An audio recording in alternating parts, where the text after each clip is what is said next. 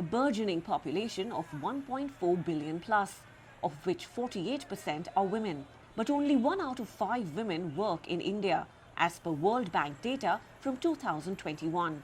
Women made up only 23% of India's formal and informal workforce that year, down from nearly 27% in 2005. Societal and family considerations often lead to them dropping out, and there are several other factors.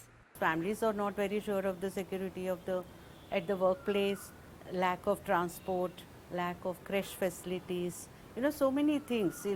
It's very important for a woman to have the right kind of ecosystem where she is able to work without any of these stresses and tensions. It's not just women who lose out when they can't work.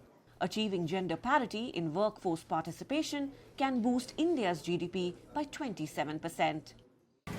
Out of 146 countries, India ranked 135th in the World Economic Forum's Gender Gap Index of 2022. That's up 5 spots from 2021. The hope is that younger women with better education and ambitions to be financially independent will continue to join the workforce.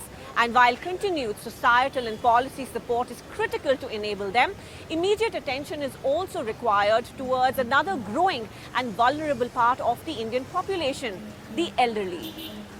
Currently, 7% of Indians are above the age of 65 years. This will nearly double to touch 192 million by 2030.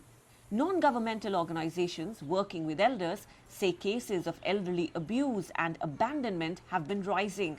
While there are many government policies targeting the elderly, experts say they are largely tokenistic.